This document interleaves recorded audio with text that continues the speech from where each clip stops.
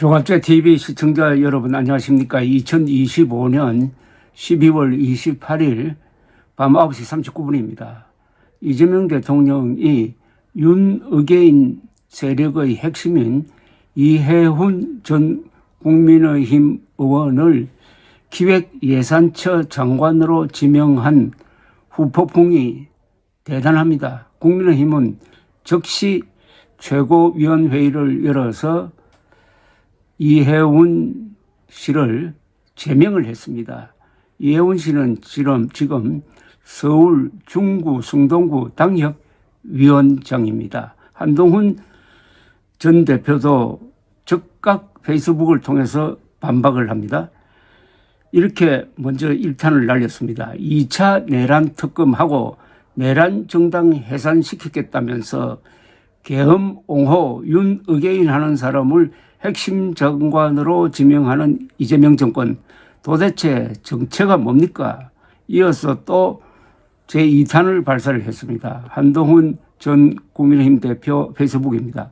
이제 이재명 정권은 공직자 숙청하는 내란 TF부터 즉시 폐지하십시오. 이재명 정권은 소위 내란 청산 TF라는 것을 각 부처마다 만들어서 계엄을 옹호한 공직자들을 밀고하고 불이익 주는 게슈타포식 숙청작업본부로 운영하고 있습니다. 기획예산처에도 내란 청산 TF가 있을 텐데 이재명 정권 기준으로는 계엄 옹호 이해훈 같은 사람은 당연히 내란 청산 TF 숙청 대상 영순위일 겁니다.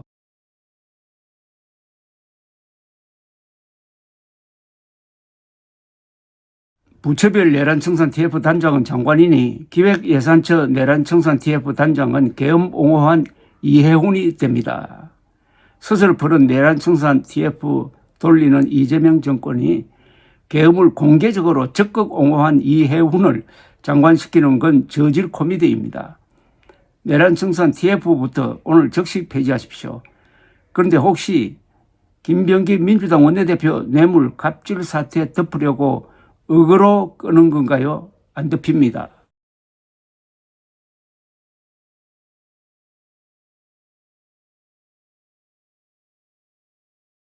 국민의힘은 이해훈 씨 제명을 발표하면서 이런 입장을 밝혔습니다. 이해훈 전 의원은 현 정권에 부역하는 행위를 자처함으로써 내년 지방선거를 불과 6개월 남기고 국민과 당원을 배신하는 사상 최악의 해당 행위를 했다.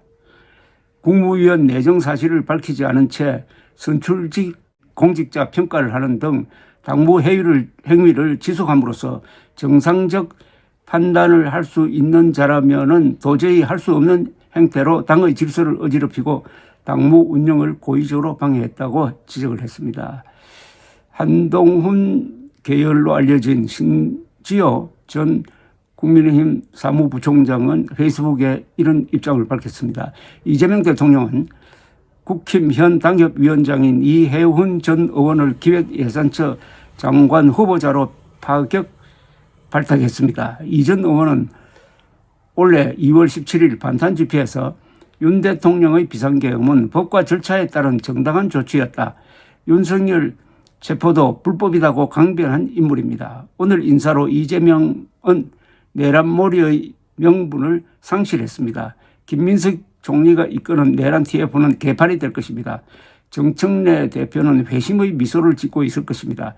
이해훈의 청문보고서 채택은 난항할 것이며 이 과정에서 이재명의 당내 리더십은 크게 손상될 것입니다. 다른 한편 윤의게인 세력의 기회주의적 행태도 드러났습니다. 비록 이해훈 한 사람이지만은 그는 영혼을 팔아 자리를 얻었습니다.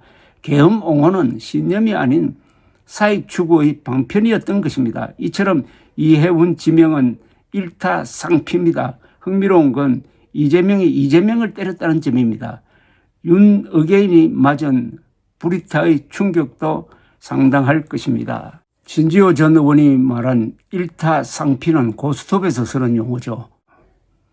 일석이조란 뜻이 되겠습니다. 그리고 브리타는 법률 용어인데 예상하지 못한 타격을 받았다는 그런 뜻이 되겠습니다.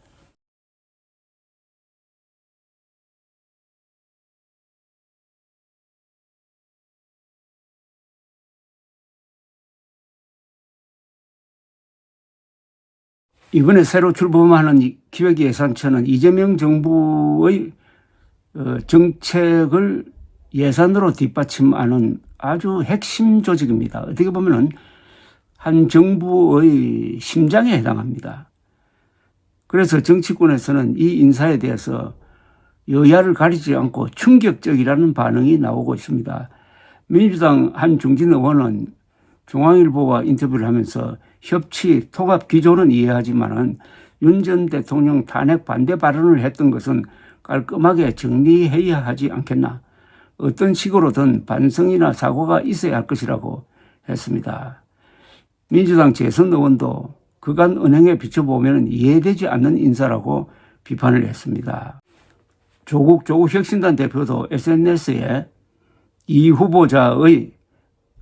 이해훈 후보자의 윤 전 대통령 탄핵 반대 활동이 담긴 기사를 공유한 뒤 이해훈 기획예산처 초대장관 후보라고 적었습니다. 이에 대해 대통령실은 탄핵 반대 활동을 충분히 검증했다는 입장입니다. 대통령실 관계자는 윤 전 대통령 탄핵 반대 발언을 했으나 적극적으로 한 건 아니다라고 봤다면서 이번 인사를 통해 얻을 협치 통합의 가치보다 더 문제가 된다고 보지 않는다고 설명을 했습니다. 그러나 공무원들 사이에서는 확장적 재정정책을 포퓰리즘이라고 비판해온 이해훈 후보자가 정부 정책 기조와 맞출 수 있을까 의구심이 든다는 이야기도 나오고 있습니다. 그간 이해훈 후보자는 퍼주기 팽창 재정 때문에 고물가 상황이 초래됐다며 비판적이었습니다. 코로나19 사태가 한창이던 2020년 3월에는 한 TV 토론에 나와가지고 헛돈을 쓰는 것보다 적은 돈을 들여 정책 효과를 극대화하는 것이 중요하다 라면서 당시 이재명 씨가 경기도에서 추진했던 재난 기본소득 정책을 면전에서 반박하기도 했습니다. 경제부처 관계자는 솔직히 전혀 생각지 못했다면서 아주 곤혹스러운 모습이고 민주당의 한 중진 의원은 구윤철 부총리와 원만하게 협업할지도 의문이라고 했습니다. 다만 민주당에서는 지역화폐 등 재정정책을 KDI 출신 전문가가 방어하는 일종의 차도살인 지계가 될 수 있다는 해석도 나온다고 했습니다. 차도살인은 다른 사람이 가지고 있는 칼을 뺏어가지고 그를 찌르는 것이니까 국힘의 칼 이해훈을 이용을 해가지고 국힘을 무력화시킨다 하는 그런 뜻입니다. 그러나 이 인사는 여러 가지 파장이 예상되고 제일 큰 타격은 민주당이 더 이상 내란몰이를 할 논리적 근거를 상실한 것으로 보입니다. 그러면은 국힘을 내란 세력으로 몰아서 내년 지방선거에서 이기겠다고 하는 그런 전략에 기본적인 어떤 모순이 생겼다 이렇게 보입니다. 한편 장동혁 세력으로 대표되는 이 윤어게인 세력도 타격을 받았습니다. 윤어게인 세력의 정체가 바로 저런 거다. 그러니까 어떤 자리를 만들기 위해서, 어떤 자리를 탐하기 위해서 이재명 정부에 반대하는 척하지만은 기회가 있으면은 그쪽으로 갈 사람들이다. 이런 논리에 어떤 뒷받침을 해주는 행동입니다. 저도 윤어게인 세력이야말로 이재명 정권의 진정한 방패다.